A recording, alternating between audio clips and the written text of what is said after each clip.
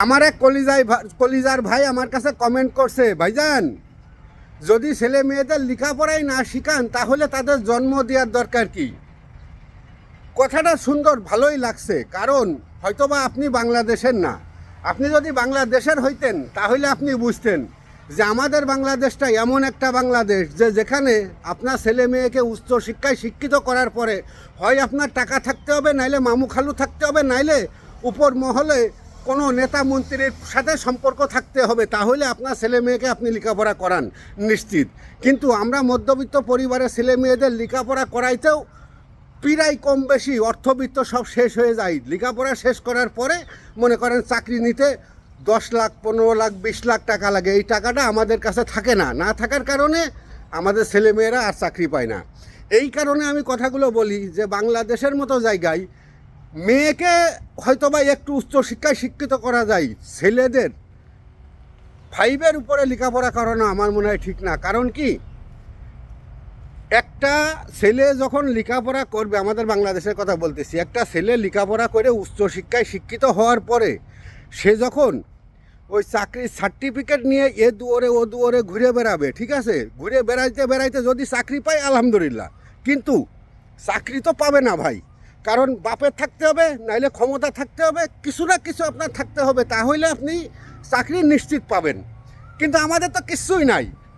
কিছু টাকা ছিল সেটা খরচ করে লেখাপড়া করাইছি, করানোর পরে এখন আর কিছু নাই, চাকরিটা দিব কি করে নাকি? আর একটা কথা, যে এই যে আমরা যারা প্রবাসে থাকি, ঠিক আছে, আমাদের ছেলে মেয়ে মানুষ করতে গেলে খুবই কঠিন হয়ে যায়।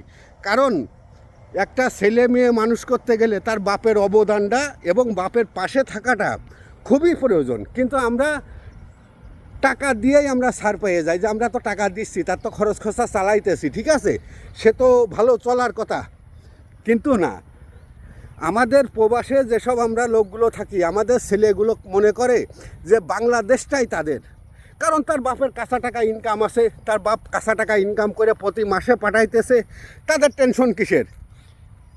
বাস্তবতাটা হলো যে আমরা যারা প্রবাসে আছি, আমরা যদি ছেলের উপরে চাপ দিয়ে যে তুই লেখাপড়া করতেছিস ভালো কথা, পাশাপাশি কিছু হাঁস মুরগির বাচ্চা কর, কিছু হাঁসের বাচ্চা, কিছু মুরগির বাচ্চা আপনি আপনার নিজ দায়িত্বে আপনার সন্তানের কিনে দেন, ঠিক আছে, কিনে দিয়ে দেখেন আজ হোক কাল হোক আপনার ছেলে যখন আস্তে আস্তে আস্তে আস্তে যখন মন বসবে, শখের বশবর্তী হয়ে যখন মন বসবে, ওই শখের থেকেই একদিন দেখা যাবে যে আপনার ছেলে নিজেই বলতেছে যে লেখাপড়া করে আমি সার্টিফিকেট নিয়ে পরের দুয়ারে পরের অফিসে এদিক ওদিক ঘুরে স্যান্ডেল নষ্ট করে টেনশন না পাইয়ে আমি হাঁস মুরগির ব্যবসায় শুরু করি না অল্পর থেকে।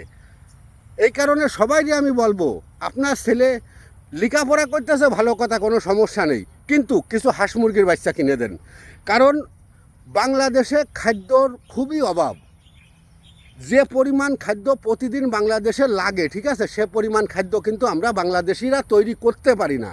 এখানে একটা আমাদের মেন সুযোগ আছে, ঠিক আছে, এই সুযোগটা কাজে লাগাই আমরা আমাদের ছেলে মেয়েদের আগামী দিনগুলো ভালো করার জন্য একটা পথ হলো হাঁস মুরগির বাচ্চা পালন করা। শখের থেকে এই শখটাই আস্তে আস্তে একদিন তার কোনো একটা বড় স্থানে নিয়ে যাবে ইনশাআল্লাহ।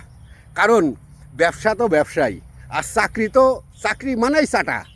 আমি কখনোই চাকরির পক্ষপাতী না। আমি চাই অল্প থেকে শুরু করুক, তবে নিজের একটা ব্যবসা থাকুক, নাকি বলেন?